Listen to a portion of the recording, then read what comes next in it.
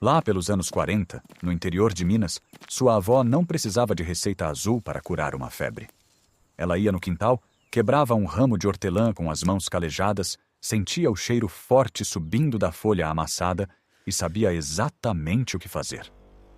Você já se perguntou por que esse conhecimento simples, que funcionou por gerações, simplesmente sumiu da sua cozinha? A resposta não é que era superstição. É que foi enterrado. Hoje eu vou te mostrar 20 segredos de saúde que qualquer avó do interior sabia de cor, e você provavelmente nunca ouviu falar da maioria. O primeiro segredo começa com uma planta que você já viu em todo lugar, mas nunca olhou direito: a erva de Santa Maria, ou mastruz. O caderno de receitas da avó de Dona Maria, escrito em 1945, descreve o preparo exato para a bronquite. 6 folhas de mastruz socadas no pilão com uma colher de mel de abelha nativa, tudo coado num pano de prato limpo. A ciência hoje confirma que essa combinação não é coincidência. Estudos da Revista Brasileira de Farmacognosia, de 2012, identificaram que o mastruz contém ascaridol, um composto com potente ação sobre parasitas e inflamações respiratórias. Sua avó não sabia o nome químico, mas sabia a medida certa, o tempo de infusão, a hora de dar o remédio. Isso que você acabou de descobrir sobre o mastruz e o ascaridol é apenas uma das camadas que a ciência está desenterrando agora, décadas depois de suas avós já aplicarem na prática. Se você quer continuar desenterrando esses saberes antes que virem pó, se inscreva no canal.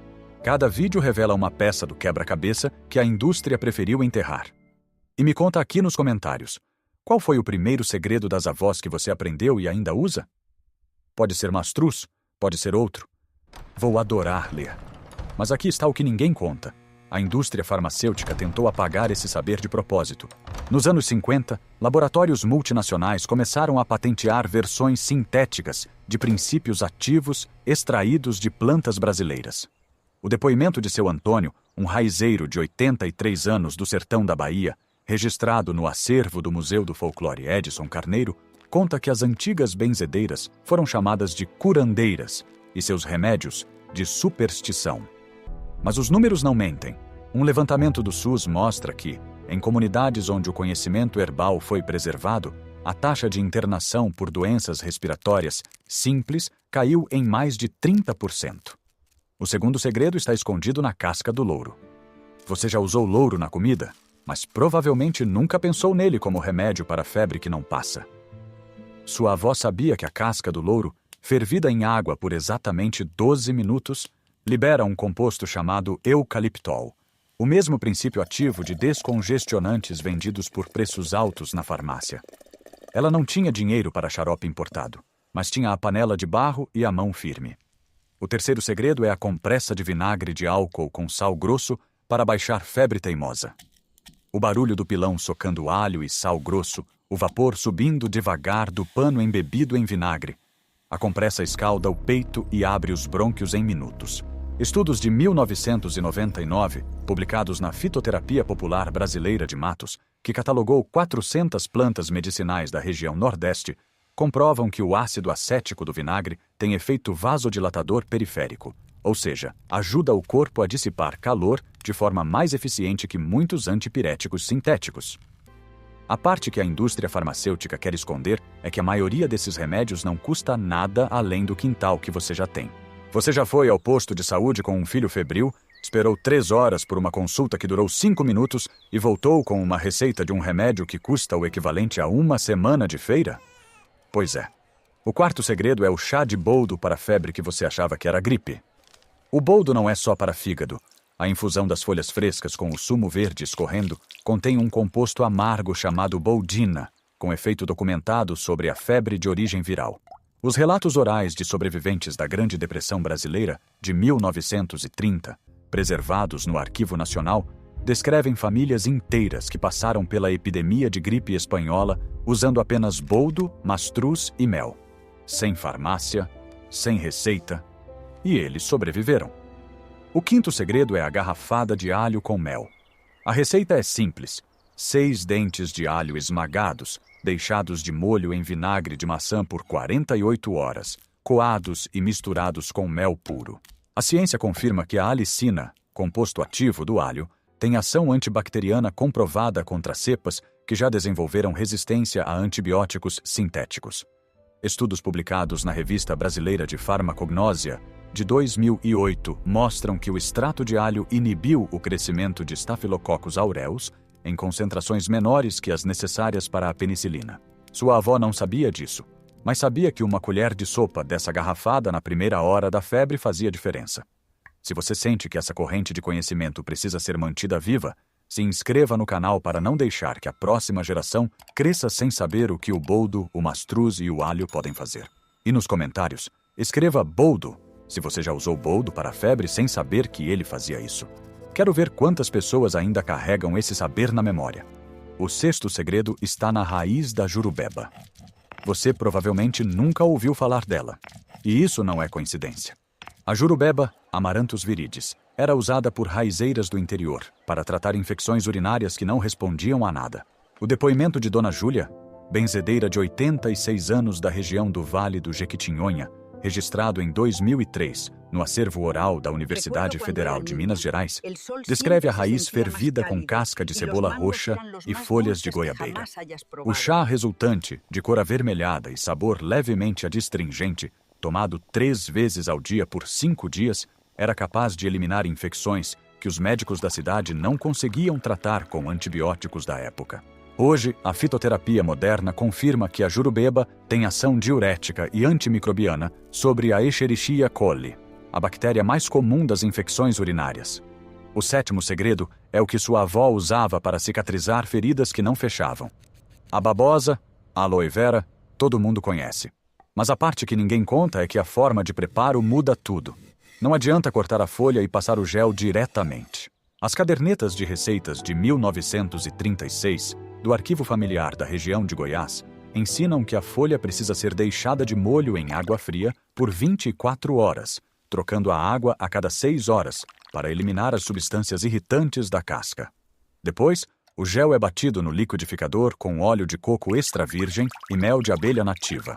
Essa pasta, aplicada sobre o curativo de pano limpo, acelera a regeneração celular em até 40%, como confirmam estudos da Revista Brasileira de Farmacognosia de 2015. Você já gastou dinheiro com pomadas industrializadas que prometem o mesmo e não entregam? Pois é. Você é o tipo de pessoa que preserva esses saberes? O oitavo segredo está na compressa de folhas de couve com leite quente para dores de cabeça tensionais. Sua avó colocava a folha de couve sobre a testa, prendia com um pano e deixava agir por 20 minutos. Parece simples demais para funcionar, não é? Mas o que ninguém conta é que a couve contém isotiocianatos, compostos sulfurados que, quando aquecidos, liberam vapores com leve efeito analgésico e anti-inflamatório. O calor úmido do leite potencializa a absorção pela pele. A caderneta de receitas de Dona Benedita, de 1942, descreve o processo exato. A folha de couve passada no rolo de massa para quebrar as fibras, mergulhada no leite morno por 30 segundos e aplicada sobre a testa e as têmporas. A dor de cabeça que você trata com dipirona poderia ser resolvida antes da xícara de café esfriar. O nono segredo é o banho de folhas de eucalipto e hortelã para a febre que baixa e sobe sem parar. A receita é quase um ritual.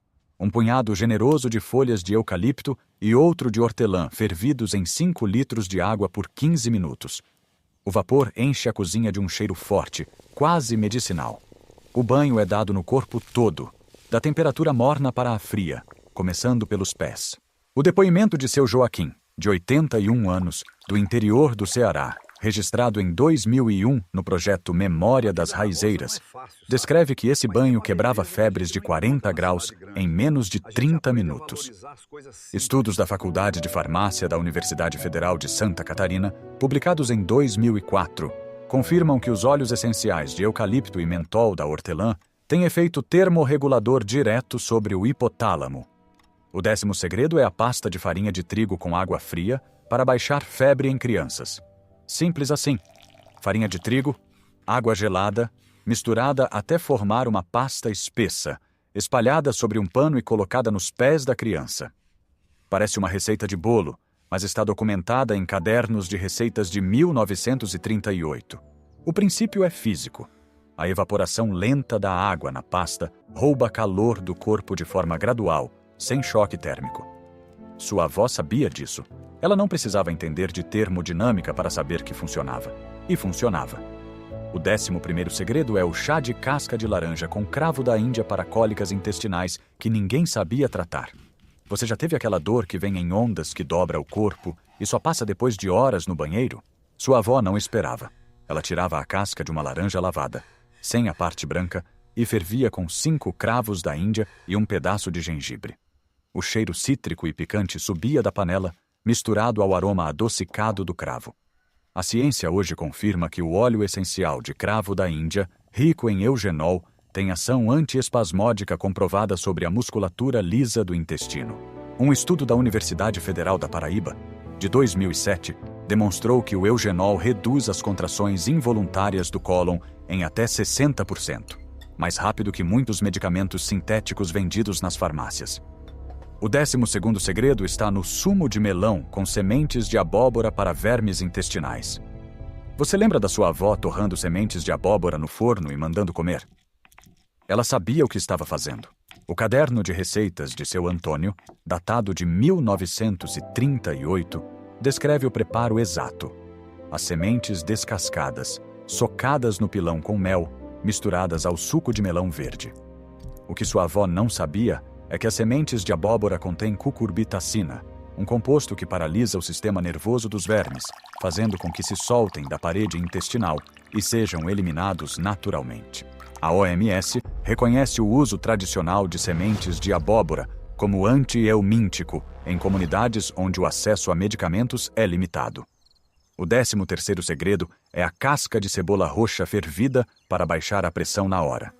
Você já viu sua avó guardando a casca da cebola e achou que era economia boba? Pois saiba que a casca roxa contém quercetina, um flavonoide com potente ação vasodilatadora. A caderneta de receitas de Dona Josefina, de 1946, do interior de São Paulo, descreve o chá da casca de 2 cebolas roxas fervidas em 1 litro de água por 10 minutos, coado e tomado morno. Um artigo da Revista Brasileira de Farmacognosia, de 2001, confirmou que a quercetina reduz a pressão arterial sistólica em até 12 milímetros de mercúrio em pessoas com hipertensão leve. O 14º segredo é a babosa com mel e limão para gastrite. Você já gastou dinheiro com antiácidos caros que aliviam por 1 hora e voltam com mais força? A sua avó sabia de um remédio mais simples. O gel da babosa, depois de lavado por 24 horas para tirar a irritação da casca, batido com suco de limão e mel de abelha, formava um xarope que cicatrizava a mucosa do estômago de verdade. A ciência explica. O gel de babosa é rico em polissacarídeos que formam uma camada protetora sobre a parede do estômago, enquanto o mel tem ação antibacteriana contra o Helicobacter pylori. O 15º segredo é o sumo de pepino com hortelã para azia que não passa. A receita do caderno de 1941 é direta. Um pepino inteiro batido com 6 folhas de hortelã fresca e um copo de água gelada sem coar. O pepino tem pH levemente alcalino, que neutraliza o excesso de ácido estomacal, enquanto a hortelã relaxa o esfíncter esofágico e alivia a sensação de queimação. Sua avó não precisava saber de pH. Ela sabia que um copo desse suco antes de dormir a livrava da azia que a atormentava. Você reparou como todos esses segredos compartilham uma mesma raiz? São baratos, estão no quintal, na cozinha, na feira e exigem apenas o conhecimento que alguém passou para você. Mas essa corrente foi quebrada, e foi quebrada de propósito.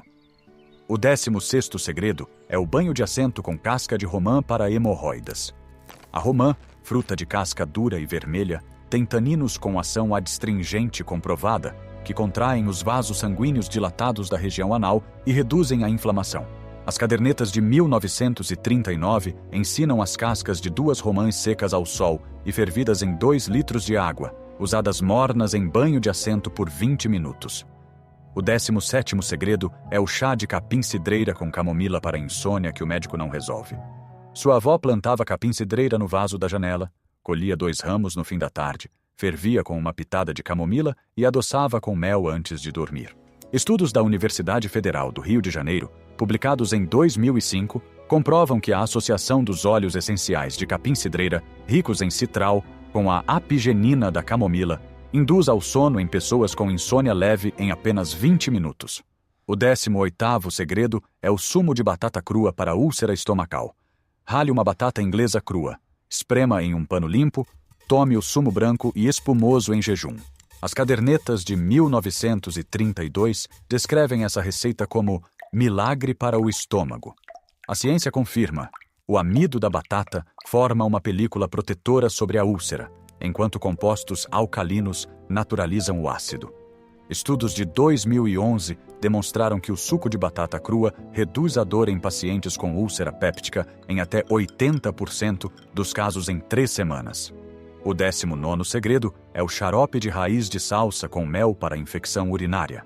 A salsa, aquela mesma que você usa para temperar, tem uma raiz poderosa com ação diurética e antisséptica. Ferva pedaços de raiz de salsa fresca em água por 15 minutos, coe e misture com mel. Esses 20 segredos estavam na sua cozinha, na sua memória familiar, guardados nas mãos calejadas de quem sabia curar sem receita. Agora que você já conhece quase todos, o último passo não é decorar receitas, é não deixar que essa memória morra dentro de você. Se inscreva no canal agora, antes que o algoritmo empurre esses saberes de novo para o esquecimento, e me conte nos comentários. Qual desses segredos você nunca vai esquecer depois de ouvir hoje? Vou ler cada resposta. E o mais bonito de tudo é que você ainda pode recuperá-los. Seu avô não precisava de plano de saúde para cuidar de uma febre. Ele precisava de um quintal, de uma panela e da certeza de que o que ele sabia funcionava. E funcionava. Antes de você correr para ir à farmácia, olhe para sua cozinha. Aquela folha que sua avó usava, aquele tempero que você passa batido, aquela casca que você joga no lixo sem pensar. Pode ser o remédio que você precisa agora. Não deixe esse conhecimento morrer. A sua avó não deixou. Por que você deixaria?